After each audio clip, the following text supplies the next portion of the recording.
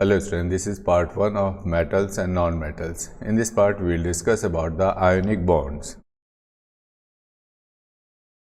Ionic bonds are formed because of the transfer of electrons from metals to non-metals.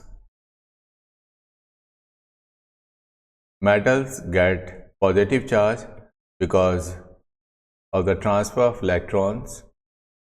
Because they donate electrons, they get positive charge, and non-metal get negative charge because of acceptance of electrons.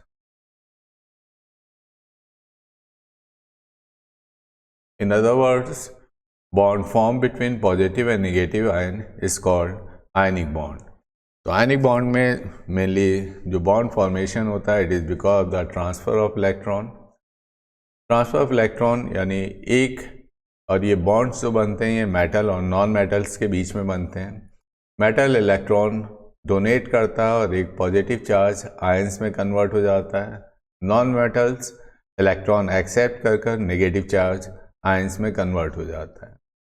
यानी positive और negative charge ions के बीच में जो bond formation होता है तो इसको ionic bond कहते हैं, क्योंकि यहाँ पर दो आयंस हैं, एक पॉजिटिव चार्ज यानी कैटायंस और एनायंस के बीच में बॉन्ड फॉर्मेशन को हम आयनिक बॉन्ड कहते हैं.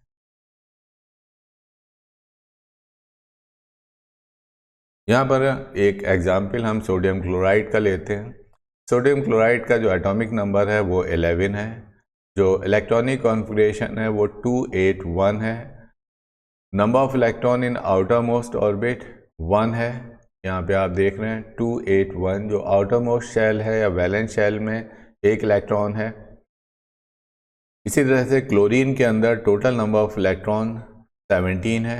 इलेक्ट्रॉनिक कॉन्फ़िगरेशन 287 है. वैलेंस इलेक्ट्रॉन 7 है. तो सोडियम का जो इलेक्ट्रॉनिक कॉन्फ़िगरेशन होता है वो 281 होता है, यानी इसके आउटर मोस्ट शेल में 1 इलेक्ट्रॉन है. क्लोरीन के आउटर मोस्ट शेल में 7 इलेक्ट्रॉन होंगे. यहाँ पर टोटल 17 इलेक्ट्रॉन है और 7 इलेक्ट्रॉन आउटर मोस्ट शेल में पाए जाएंगे.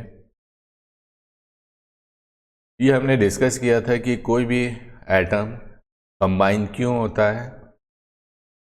वो अपने ऑक्टेट को कंप्लीट करना चाहता है, यानी आउटर मोस्ट शेल को कंप्लीटली फिल करना चाहता है.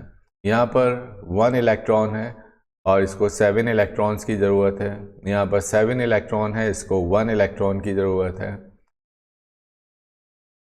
एटम हमेशा वही काम करता है जो एनर्जेटिकली फेवरेबल हो, तो एक इलेक्ट्रॉन को निकालना ज़्यादा इजी होता है. तो यहाँ पर सोडियम एक इलेक्ट्रॉन डोनेट करता है और क्लोरीन एक इलेक्ट्रॉन एक्सेप्ट करता है. सोडियम एक इलेक्ट्रॉन जब डोनेट करेगा तो इसके ऊपर पॉजिटिव चार्ज आ जाएगा और इसका इलेक्ट्रॉनिक कॉन्फ़िगरेशन 2-8 हो जाएगा, यानी इसके आउटर मोस्ट शेल में 8 इलेक्ट्रॉन कंप्लीट हो जाएंगे. क्लोरीन जब एक इलेक्ट्रॉन एक्सेप्ट करेगा तो इसके ऊपर नेगेटिव चार्ज आ जाएगा और इसका भी आउटर मोस्ट शेल कंप्लीट होगा, इसका भी ऑक्टेट कंप्लीट हो जाएगा, यानी आउटर मोस्ट शेल में 8 इलेक्ट्रॉन हो जाएंगे. अब जो सोडियम Na पॉजिटिव और नेगेटिव, यहाँ पर दो आयंस बन गए हैं, एक पॉजिटिव और नेगेटिव आयन. इन पॉजिटिव और नेगेटिव आयन क्योंकि ये अपोजिटली चार्ज हैं, इनके बीच में electrostatic attraction, force of attraction develop होता है, जिसकी वजह से ये एक दूसरे से अटैच हो जाते हैं और जो बॉन्ड फॉर्मेशन होता है उसको इस बॉन्ड को हम आयोनिक बॉन्ड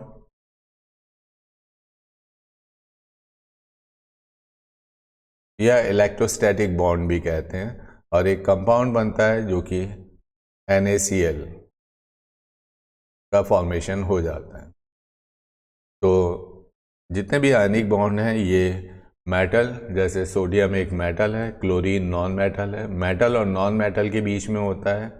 और यहाँ पर ट्रांसफ़र ऑफ इलेक्ट्रॉन हो रहा है. सोडियम से एक इलेक्ट्रॉन क्लोरीन में ट्रांसफ़र हो जाता है, जिसकी वजह से इनके ऑक्टेट भी कंप्लीट होते हैं और ये पॉजिटिव और नेगेटिव चार्ज आयंस में कन्वर्ट हो जाते हैं. सोडियम कैटायन बनाता है और क्लोरीन नेगेटिवली चार्ज या एनायन में कन्वर्ट हो जाता है.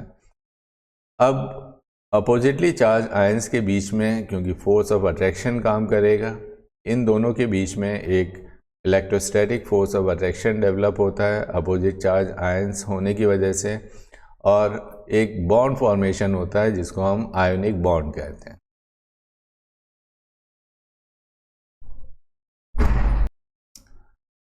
Next is the properties of ionic compound. Ionic compounds are generally solid at room temperature. Ionic bond has a greater force of attraction because of which ions attract each other strongly and this makes ionic compounds solid. क्योंकि आयनिक जो forces होते हैं oppositely charge ions के बीच में जो force है, ionic bond एक strong bond होता है जिसकी वजह से जो कंपाउंड्स हैं वो रूम टेम्परेचर पर सॉलिड स्टेट में पाए जाते हैं। Ionic compounds are brittle because of the strong force of attraction और ionic bond, they have high melting and boiling points. इनका मेल्टिंग और बॉइलिंग पॉइंट्स हाई होता है। Ionic compounds are generally dissolve in water. Ionic compounds क्योंकि ये polar compounds होते हैं और जितने भी पोलर कंपाउंड्स हैं ये पोलर सॉल्वेंट में ही डिज़ोल्व हो सकते हैं, तो जितने भी आयनिक कंपाउंड हैं वो वाटर के अंदर डिज़ोल्व हो सकते हैं। Ionic compounds are generally insoluble in organic solvents क्योंकि organic solvents non polar solvents होते हैं like kerosene, petrol, benzene, ether. ये जो सॉल्वेंट्स हैं ये नॉन पोलर सॉल्वेंट्स हैं। केमिस्ट्री में एक रूल है कि polar solvents, polar solute can be dissolve in only polar solvent. Polar solute सिर्फ पोलर सॉल्वेंट में ही डिजॉल्व हो सकते हैं। तो जितने भी आयनिक कंपाउंड्स हैं हमने देखा यहाँ पे दो, जैसे NaCl है, NaCl पे ये पॉजिटिव और नेगेटिव चार्ज पाया जाता है, यानी यहाँ पे दो पोल्स हैं, एक पॉजिटिव पोल है एक नेगेटिव पोल है। वाटर में भी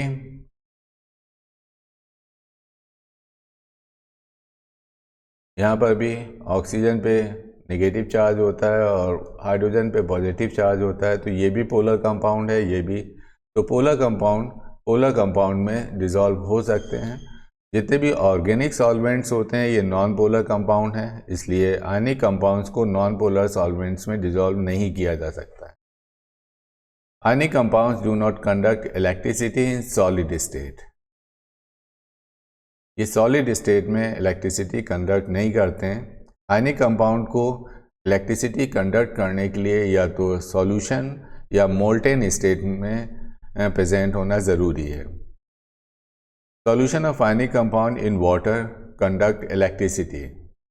जब हम किसी भी आयनिक कंपाउंड को वाटर में डिज़ोल्व करते हैं, सपोज एक बीकर में यहाँ वाटर है और इसमें NaCl हम डिज़ोल्व कर रहे हैं, तो डिज़ोल्व होने के बाद तो सोडियम Na+ आयंस में कन्वर्ट हो जाएगा और क्लोरीन नेगेटिव आयन में।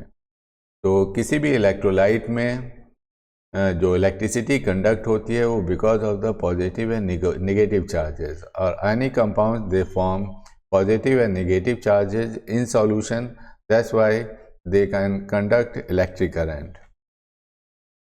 Ionic compounds can also conduct electric current in molten state.